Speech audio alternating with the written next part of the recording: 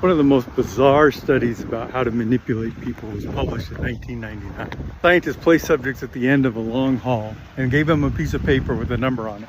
Some of the numbers only were 2 digits long, others as many as 7. We're told to memorize the number and then walk to the other end of the hall and write it down on a sheet of paper. Scientists congratulated them on how well they could remember the number and told them that it would take them a little while to tally up the results, and while they were waiting to help themselves at the food cart. And the food cart had either a fruit plate or cake. Everyone thought it was a memory test, but that had nothing to do with it. It was really about whether they chose fruit or cake. You see, the people that got 2-digit numbers, half of them chose fruit and half of them chose cake. Because let's be honest, we all want cake, but we know we shouldn't. So about half of us are able to think, I should really eat the fruit instead. The people that had to remember a 7-digit number, almost none of them chose fruit. They all chose cake.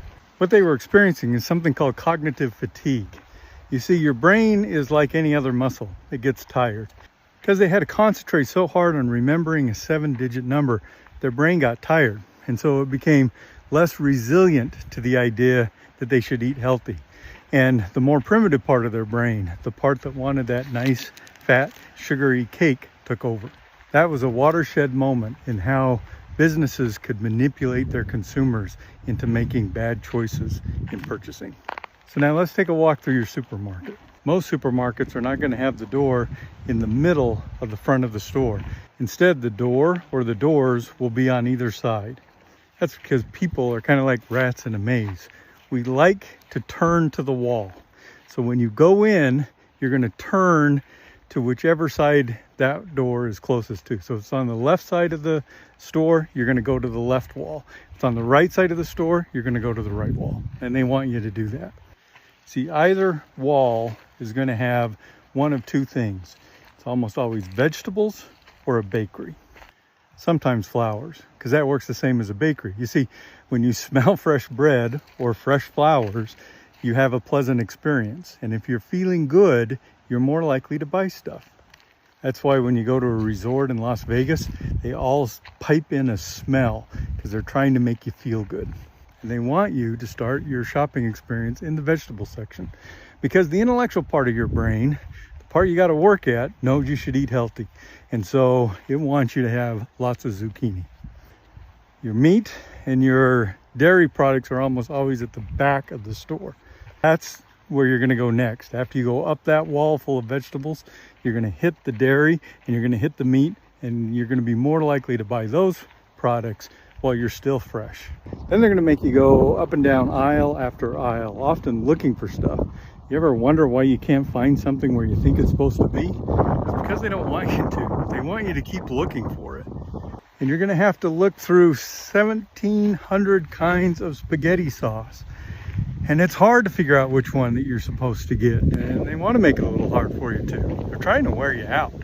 You ever wondered why there's not an essentials aisle at a supermarket? The place where you can go where 90% of what you want is just right there. I mean, we all want the same stuff. Why don't they have an aisle like that? Because they don't want you to have an aisle like that. They want you to walk up and down aisle after aisle, getting slowly more and more tired, more and more likely to just do an impulse buy and reach over and buy that box of sugary syrup. Also, subconsciously control what you look at as you're going up and down those aisles. You know, they use eye tracking software to look where people look, and they see that they usually look at eye level. And so those are going to be the items that they want to sell you more. The stuff down on the bottom nobody looks at, that's going to be the stuff they make the least profit on. The stuff in the middle, that's what they want you to buy. So you've just gone down an exhausting aisle of spaghetti sauce, and you get to the end, and there's an end gondola there. You know, that end part that has the deal on the cookies or the chips or the beer. That's prime real estate, because studies show that after you go down that aisle full of spaghetti sauces that you've had to try and figure out, and without even realizing it, you're a little tired, when you make that turn, you're more likely to reach out and to buy that item. And then you finally get in the line, and what's there? All the chocolate, all the candy, all the stuff you would never buy normally. But fatigue brings impulse buying. This is just one of the tricks that companies use in order to sell you stuff you don't want. have you spend your money on things you don't need. And it's not going to work every time. Sometimes you know you only need a can of peaches and you go and get the can of peaches and leave. But it works enough of the time. It's a numbers game for them. If they can get most of the people, most of the time, to buy extra stuff that they don't need, well, then they won. And you never even knew you lost.